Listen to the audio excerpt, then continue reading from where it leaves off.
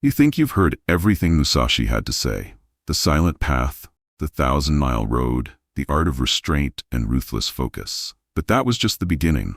What if I told you the real teachings, the ones buried in the pages most never finish, the ones too raw for modern minds, were still waiting? Musashi didn't just teach you how to fight. He taught you how to master anything.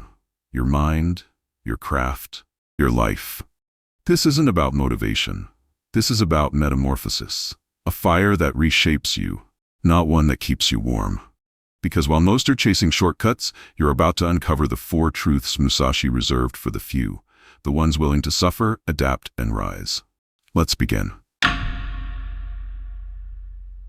To forge is to burn away the unnecessary, to be melted down by time and fire until only the essential remains. In Musashi's world, there were no coaches holding your hand, no validation from others, no applause for effort. You entered the forge alone. You endured it alone. And what came out the other side was either sharp or shattered. There was no middle. Think about how we treat skill today. We want to be taught. We want step-by-step blueprints. We chase certifications, badges, and followers, hoping that external markers of progress will shape us into something real. But Musashi knew better. Mastery does not come from instruction. It comes from friction, from failure, from showing up again and again in silence.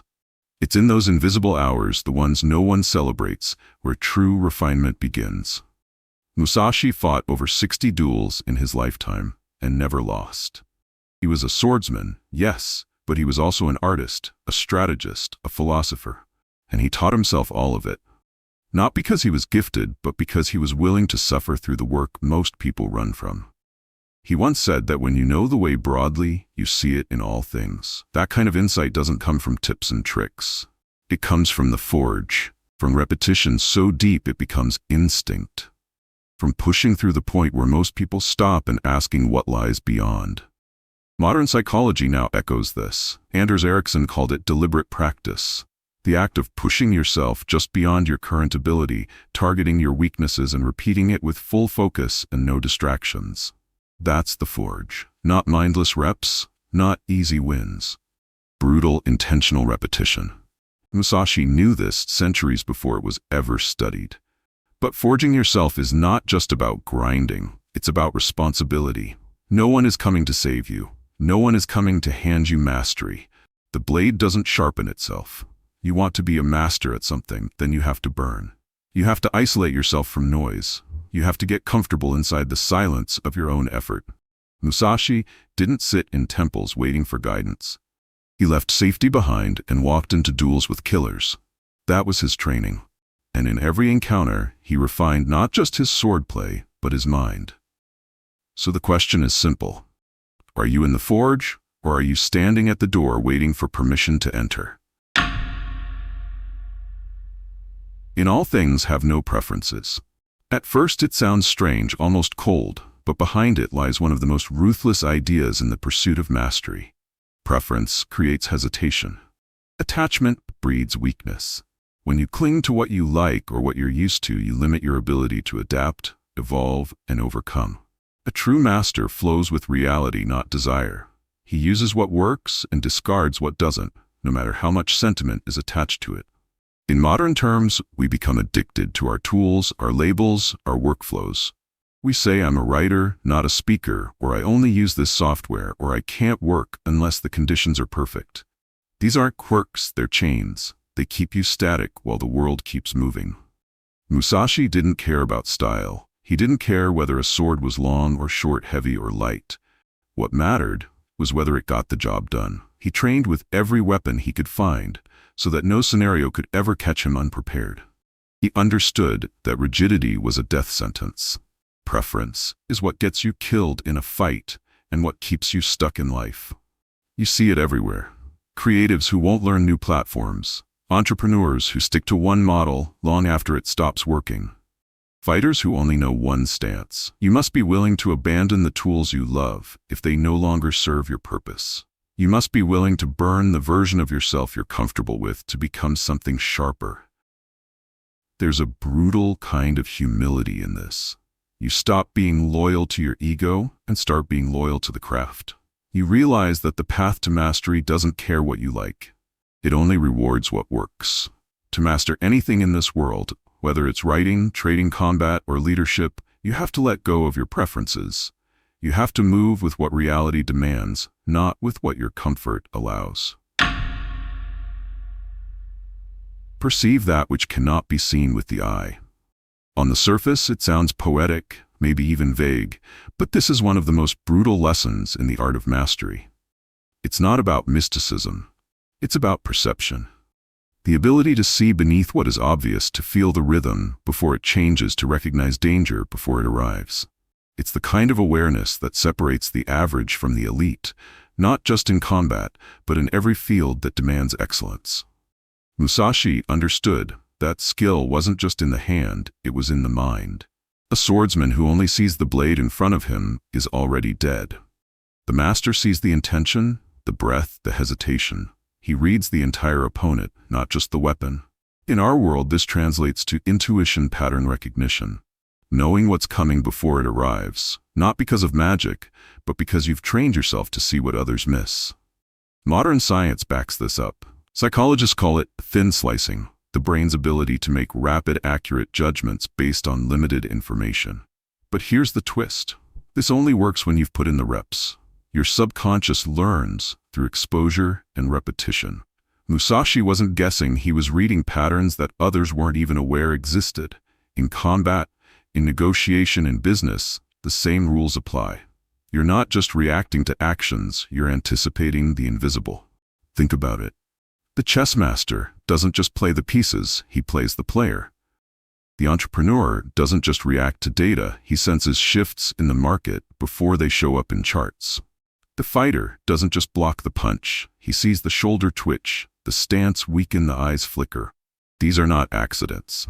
This is trained perception. To perceive that which cannot be seen with the eye is to train yourself in silence, to sit and watch, to absorb without judgment, to let the patterns speak before the noise arrives. If you want to become elite at anything, then you have to sharpen your perception, not just your skills, because what you can't see is what will stop you, and what you can learn to feel before it happens is what will set you apart. Musashi wrote, "The way is in training." Simple words, but they carry the weight of his entire life. This isn't a motivational phrase. It's a sentence soaked in blood, discipline, and brutal repetition. The way is in training means there is no secret, no shortcut, no final destination where you suddenly arrive and stay great forever. Mastery is a path with no end. You train or you decay. That's it. Most people think once they reach a certain level, they can slow down, relax, coast on what they've built.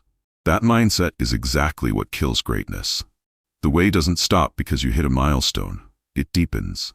The more you learn, the more you realize how little you know. The sword gets sharper only if it keeps cutting. The moment you think you're done, the edge dulls and the rot begins. Musashi trained constantly, not just physically, but mentally, emotionally, and strategically. Why? Because he understood that training wasn't something you do to prepare.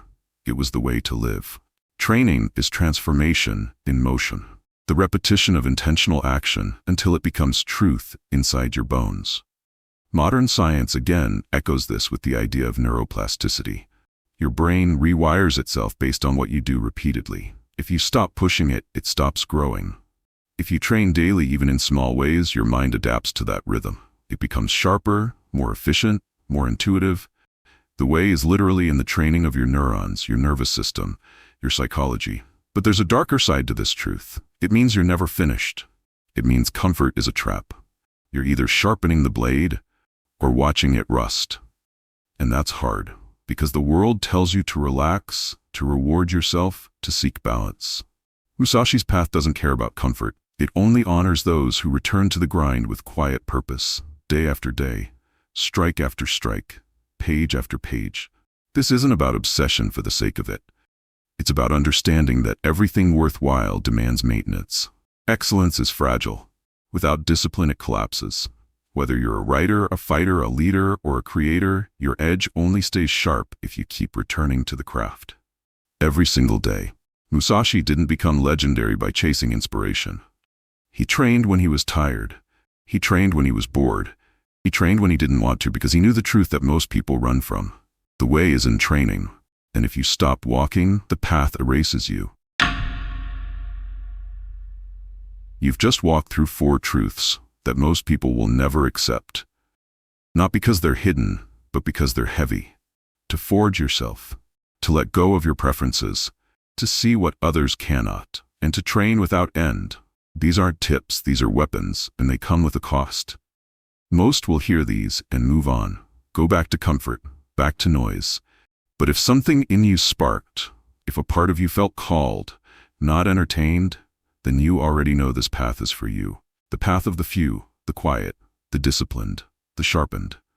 Mastery isn't given, it's not taught, it's earned through war with yourself and patience with the process. Musashi didn't live for glory, he lived for truth. And truth lives in repetition, in simplicity, in silence. You want to be great at anything in this world, then stop looking for the way. Start walking it. Forge your edge. Stay fluid. See deeper. Train harder. Then train again. Because this isn't a video, this is a mirror. And the question staring back at you is simple. Will you begin? If you found any value in this video, consider liking, sharing, and subscribing. And if you want to go even deeper into Musashi's mindset and other dark philosophies for self-mastery, check out my other videos on the channel. Thank you for watching.